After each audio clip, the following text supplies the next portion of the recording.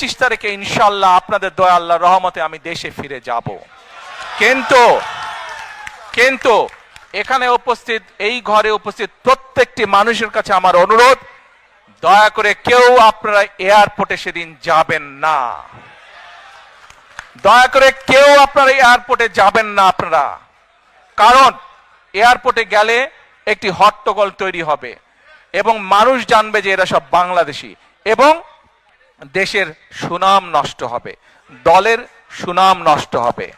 যারা এয়ারপোর্টে যাবেন না, যারা সেদিন এয়ারপোর্টে যাবেন না, আমার আজকের এই অনুরোধ যারা রাখবেন, আমি ধরে নিব তারা দল এবং সর্বোপরি দেশের সম্মানের প্রতি মর্যাদা রাখবেন। আর আমার মানা করা সত্ত্বেও, আমার অনুরোধ করার পরেও যারা যাবেন, আমি ধরে নিতে বাধ্য হব যারা ব্যক্তিগত স্বার্থের জন্য সেখানে গিয়েছেন। বাংলাদেশের পপুলেশন যদি আমরা ডায়নামিকটা দেখি, তাহলে আমরা দেখব কি ইয়াং জেনারেশনের সংখ্যা বেশি, এল্ডারলি জেনারেশনের সংখ্যা কম।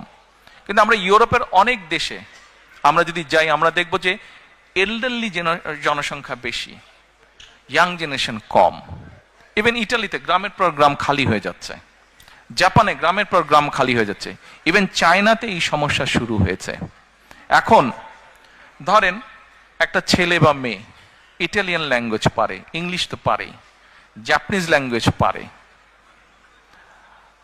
তাহলে এই বাচ্চাটা যখন যাবে উইথ আদার কোয়ালিফিকেশন, ওকে কে আটকে রাখবে? আমরা সেই জন্য চিন্তা করেছি, আমরা যেই সাবজেক্টগুলো, ল্যাঙ্গুয়েজ কোর্সগুলো অ্যাড করব। ভালো লাগছে? কন্টিনিউ করব? আমরা তাদেরকে German, French, Japanese, Mandarin and Arabic, এই কয়টা। আচ্ছা, বলতে পারেন অ্যারাবিক কেন?